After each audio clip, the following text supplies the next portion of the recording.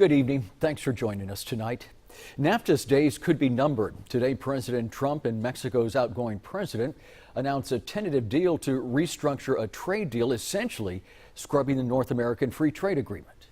Tomorrow, the Canadians will begin negotiations. So what does that mean for our area? Channel 5's Valerie Gonzalez reports. The United States and Mexico agreement is tentative. If it becomes final, some believe retail stores here could benefit. Room after room, New Urban Living has a lot to offer their clientele. The people who pass through their doors changed. President Jesus Gonzalez estimates about 80% of their clientele were from Mexico. Now, around 7 to 8% only. That could change under the proposed trade agreement terms. It proposes an increase of wages for Mexico's automotive workforce. Hourly rates for workers in that industry could increase to $16 an hour. So that'll be a win-win. If it happens, and Gonzalez is pragmatic about its likeliness. And how can you have a very small percentage of the population making 8 times what the rest of the country's making?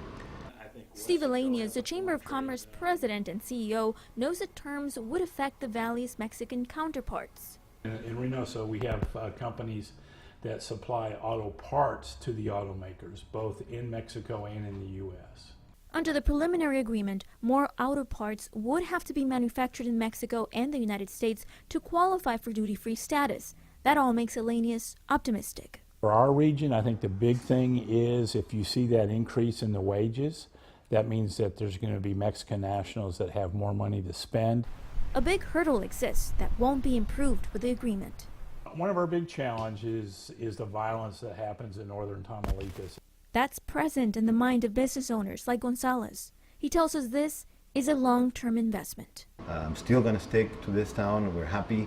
We owe everything we have to the valley, and we're going to keep on fighting until things come around. They tell us they've managed this far under NAFTA. They hope the next agreement doesn't change the status quo.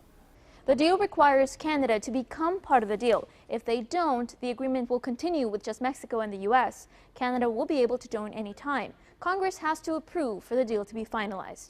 In the studio, Valerie Gonzalez, Channel 5 News at 10. One local Valley professor is calling today's announcement a win for both countries. Remember, this is a preliminary deal and it still needs to be ratified by Congress. But as Valerie just reported, the agreement would require more auto parts to be manufactured in Mexico and the United States in order to qualify for duty-free status. Which basically is a concession to the United States that more American manufacturing will go into the car. If approved, the revisions would keep NAFTA around for another 16 years. There would also be an opportunity to make changes after 6 years. Again, talks with Canada are expected to begin tomorrow, but Mexico's foreign minister has said Mexico will have a free trade agreement regardless of the outcome with Canada.